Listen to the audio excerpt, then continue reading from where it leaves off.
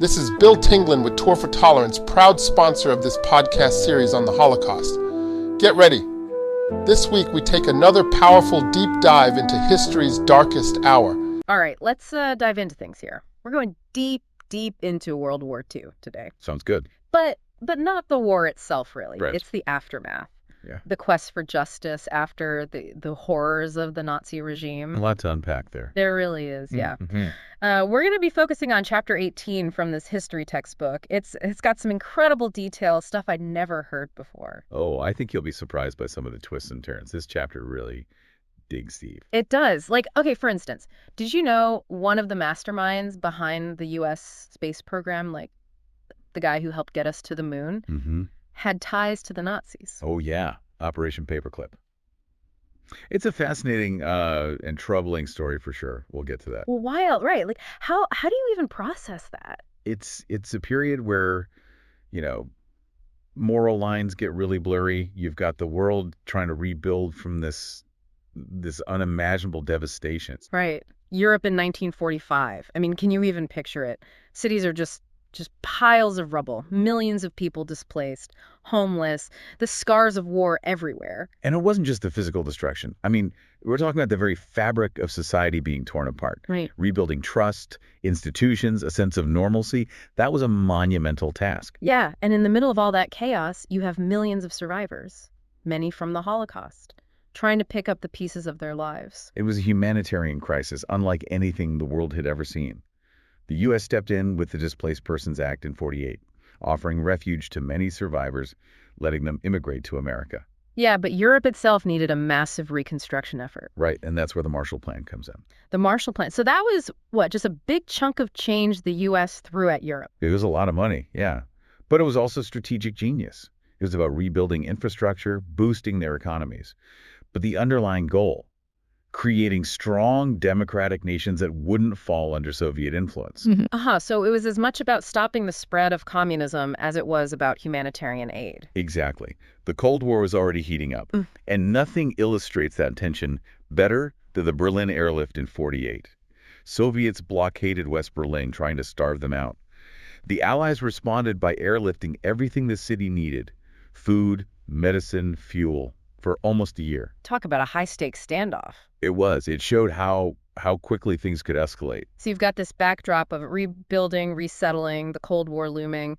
But even amidst all that, there was this determination to bring the perpetrators of the Nazi atrocities to justice. And that leads us to the Nuremberg Trials. Right, the Nuremberg Trials. Yes. Landmark moment in history. Absolutely. I mean, those names, Göring, Höss, just hearing them sends shivers down your spine. They were the face of the Nazi regime. Yeah. The world wanted to see them held accountable. And they were. 24 high-ranking Nazis were charged in the main trial, which lasted almost a year. Göring was sentenced to death, but he cheated the hangman, committed suicide. Right, took the coward's way out. Höss, the commandant of Auschwitz, he faced a separate trial and was executed. So the message was clear. No matter how high up you were responsible for your actions. Exactly. The Nuremberg Trials set a groundbreaking precedent. They established the idea that individuals, not just nations, could be held accountable for crimes against humanity. But, and here's where things get, a little murky, morally speaking. Oh, yeah? You have Operation Paperclip happening at the same time. Right. Now, this is where things get really interesting and uncomfortable. Okay, so break it down for me. Operation Paperclip. What was it? Okay, so the U.S. realized the Nazis had made some pretty significant scientific advancements during the war. Rocketry, medicine, you name it. So they decided to recruit some of these Nazi scientists. Wait, hold on. The U.S. recruited Nazi scientists. They did. Brought them to the U.S., gave them new identities, and put them to work on various projects. And we're not talking about low-level guys. Some of these scientists had direct ties to the regime, had been involved in some pretty horrific stuff. Wow. Talk about a moral gray area. It was hugely controversial. But the rationale was, harnessing their expertise for the benefit of the U.S., especially with the Cold War heating up. I can see how that would be tempting, but still. It's a tough one, no doubt.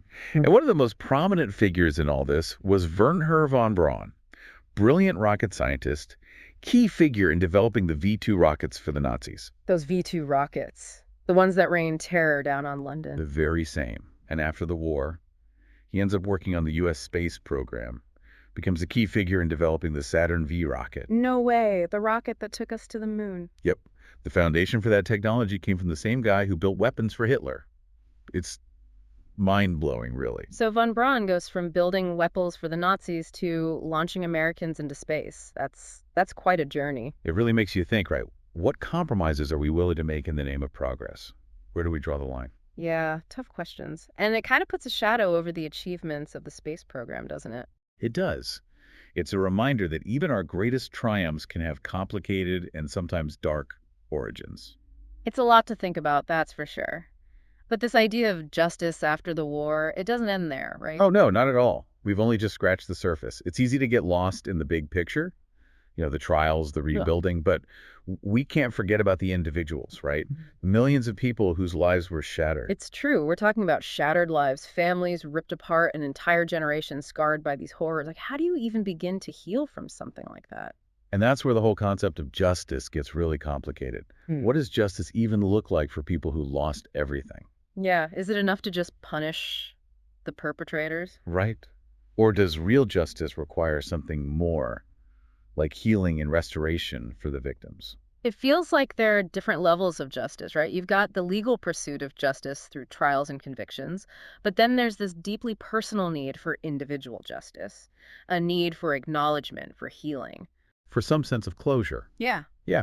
And those individual journeys are so different, so unique. Some people found a way to rebuild their lives. They created new families, new communities. But others, they carried the weight of that trauma for years. Maybe even a lifetime, yeah. It really highlights the fact that justice can't be one size fits all. It has to address the needs of both individuals and entire societies trying to heal from these unimaginable horrors. And it's a process that continues to this day. We're still wrestling with the legacy of the Holocaust, trying to learn from it and prevent it from ever happening again. Speaking of grappling with the past, something that really struck me was this idea of collective responsibility. Like, is it fair to hold an entire nation accountable for the actions of its government, even if some citizens oppose the regime? That's a question that's been debated for decades. You could argue that citizens have a responsibility to hold their leaders accountable, to speak out against injustice. Right, so silent is a form of complicity. Exactly. Turning a blind eye allows evil to flourish. Yeah. But then there's the flip side. What about those individuals who actively resisted? Or who were powerless to stop it. Right. Is it fair to hold them responsible for the crimes of a government they never supported? It's a really complex issue. It makes you think about the importance of individual conscience, that courage to speak truth to power, even when it's dangerous. Absolutely. And that's a lesson that goes beyond World War II. It's a reminder that we all have a responsibility to fight for what's right, no matter the cost. Okay, so we've talked about Nuremberg Operation Paperclip, this idea of individual justice, but the pursuit of justice didn't stop there. We can't forget about the hunt for Adolf Eichmann. Eichmann, the architect of the Holocaust. He escaped after the war, thought he could disappear. Hid out in Argentina, right? Yeah, assumed a new identity. Yeah. But justice has a long reach. In 1960, Israeli agents captured him in Buenos Aires and brought him to Israel to stand trial. What a story. Like, they never gave up on bringing him to justice. It shows you how far people are willing to go to hold perpetrators accountable. Eichmann's trial was huge. It captivated the world. He was executed in 1962, the only civil execution ever carried out in Israel. Wow, I didn't know that. It really sends a powerful message, doesn't it? It does. It says that the world will not tolerate genocide, and those responsible will be brought to justice, no matter how long it takes. Chilling. It's like this reminder that the pursuit of justice can span decades and continents. It never forgets. It never rests. And the impact of this period, it goes way beyond these specific events. Take the Nuremberg Trials, for example. They set a precedent for international criminal law. They laid the groundwork for the International Criminal Court, which wasn't established until 2002. So the Nuremberg trials still have relevance today. Absolutely. They help shape the way we think about and address genocide and crimes against humanity on a global scale. It's like they created this blueprint for holding individuals accountable no matter where they are or what position they hold. Exactly. The Nuremberg principles influenced the Geneva Conventions, too. The ones that set standards for the treatment of prisoners of war and civilians during conflict. It's amazing to think how this one period of history had such a ripple effect, shaping international law, influencing human rights in such a profound way. It's a powerful testament to the power of seeking justice, even in the face of such horrific events. So we've talked about a lot, The trials, rebuilding efforts, ethical dilemmas, and this lasting impact on international law. It's been a pretty heavy conversation. It has. But I think it's important to remember that even amidst all this darkness, there are these incredible stories of resilience and the human spirit's ability to overcome. That's a good point. Before we wrap things up, I want to ask you something that's been on my mind. We've seen how the world dealt with the aftermath of the Holocaust, this unprecedented crime against humanity. But sadly, genocide and other atrocities, they haven't stopped. It's true, we're still seeing these horrific events unfold around the world. So what lessons can we learn from this period to ensure accountability for these crimes today? How do we prevent history from repeating itself? That's the million-dollar question, isn't it? Mm. And unfortunately, there's no easy answer. But I think one crucial lesson is the power of remembrance. We can't let the memory of these horrors fade. We have to keep telling the stories of the victims, reminding ourselves of what happens when hatred and intolerance are allowed to take root. Remembrance as a way to fight against complacency, to make sure we never forget that these things can happen. Exactly. And education is key, too. We have to teach future generations about the dangers of prejudice, discrimination, dehumanization. We need to equip them with the tools to recognize and challenge these forces. Give them the critical thinking skills to fight back against injustice. Right. And finally, we need to remember that justice isn't some endpoint. It's an ongoing process. It's about constantly striving to do better, holding perpetrators accountable, supporting survivors, working to build a world where these atrocities never happen again. That's a powerful message. It reminds us that the pursuit of justice isn't just something we read about in history books. It's something we're all a part of right now. Couldn't have said it better myself. All right, folks, that's it for part 2 of our deep dive into the aftermath of World War II. We've covered the complexities of justice, from the trials to the hunt for escaped Nazis to the impact on international law and human rights. But we're not done yet. Stay tuned for part 3, where we'll be answering some listener questions and sharing some resources if you're interested in learning more about this fascinating and at times heartbreaking period of history. Welcome back. So we've been talking about justice after the Holocaust, and it's been heavy stuff, but even in the midst of all that darkness, there were these flickers of hope, these stories of resilience. Yeah, absolutely. I mean, you see it in the determination to rebuild, to seek justice, to learn from the past and create a better future. And speaking of rebuilding, I wanted to circle back to the Marshall Plan for a sec. I mean, it's amazing how this economic aid program, it wasn't just about helping Europe recover. It also played this huge role in the Cold War. Yeah, it was brilliant, really. It was like this strategic move.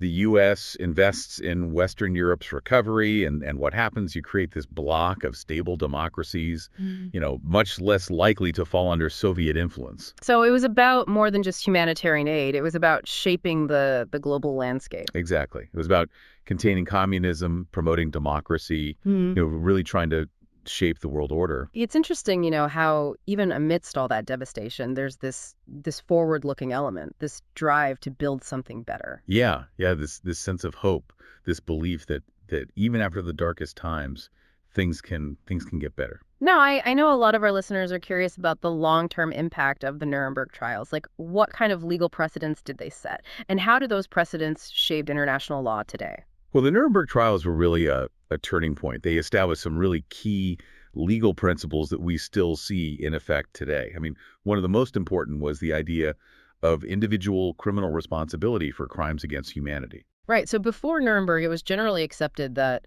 states were held accountable for war crimes, not individuals. Yeah, exactly. But Nuremberg changed all that. It made it clear that individuals, no matter how high-ranking they were, could be held personally responsible for their actions. So it shifted the focus from collective responsibility to individual accountability. Precisely. And that principle, it's become, a cornerstone of international criminal law. The trials also established this concept of crimes against humanity as a distinct category of offenses, right? Encompassing acts like genocide, torture, persecution, these large-scale systematic acts of inhumanity. So it wasn't just about punishing specific acts of violence, but recognizing these broader patterns of cruelty and oppression. Right. And all of this, these legal precedents set at Nuremberg, they really lay the groundwork for the creation of things like the International Criminal Tribunal for the former Yugoslavia, the International Criminal Court, these institutions that continue to hold individuals accountable for atrocities around the world. It's pretty amazing to see how this pursuit of justice, it keeps evolving, keeps adapting to meet new challenges. Yeah, it does. But we also have to remember that, the journey towards a truly just world, it's far from over. We still see genocide, war crimes, crimes against humanity happening. It's a sobering reminder that we can't afford to be complacent, that we all have a role to play in upholding justice and human rights. Absolutely. We have to learn from the past. We have to stay vigilant, and we have to be active in our pursuit of a more just and compassionate world. Well said. And on that note, we've reached the end of our deep dive into justice after the Holocaust. We've explored the trials, the ethical complexities, the long-term impacts, and really the ongoing quest for accountability. And we hope this has been informative, that it's given you some things to think about and maybe even inspired you to learn more about this really crucial chapter of history. The pursuit of justice, it's not a spectator sport. It requires all of us to participate, to think critically, and to have the courage to speak out against injustice wherever we see it. Thanks for joining us on this deep dive. We'll be back soon with another fascinating topic to explore together. But until then, keep questioning, keep learning, and keep striving for a more just and compassionate world.